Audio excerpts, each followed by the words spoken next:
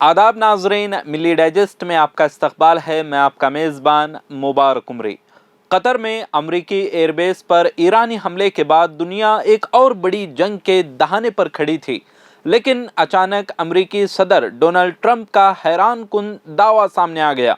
Iran के Qatar में मौजूद अमरीकी एयरबेस पर हमले के चंद घंटे बाद डोनाल्ड ट्रंप ने दावा किया कि ईरान और इजराइल जंग बंदी पर राजी हो गए हैं। ईरान ने इसकी तस्दीक की है, लेकिन इजराइल की खामोशी शुकूक को जन्म दे रही है।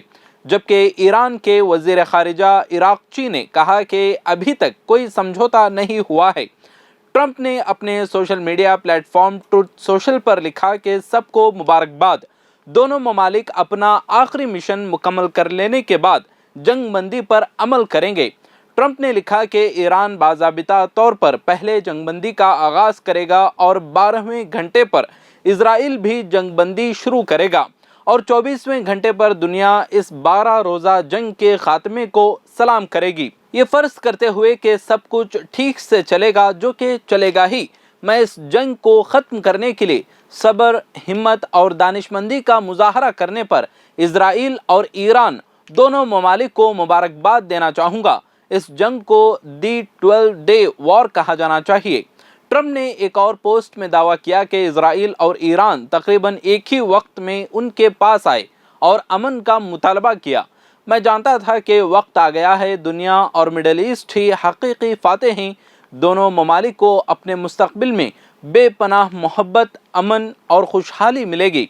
उनके पास हासिल करने को बहुत कुछ है, और अगर वो हक और रास्त की राह से भटक जाते हैं तो खोने के लिए भी बहुत कुछ है। इजराइल और ईरान का मुस्तकबिल लामहदूद है। God bless. ये तमाम कशीदगी उस वक्त शुरू हुई जब इजराइल ने गुज़िश्ता हफ्ते ईरान पर हमला किया।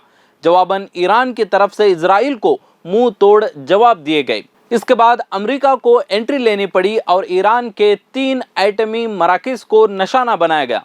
ईरान ने फौरी रिएक्शन में कतर में अमरीकी एयरबेस पर मिसाइल दागे। इस तनाव के बीच डोनाल्ड ट्रंप का अमन साज के तौर पर सामने आना आलमी मंजरनामे को नया रुख दे रहा है, मगर इजराइली खामोशी इस अमन मुआहदे को गैर यकीनी बना रही है, क्योंकि इस मामले पर इजराइल ने अभी तक ट्रंप के ऐलान की तस्दीक नहीं की।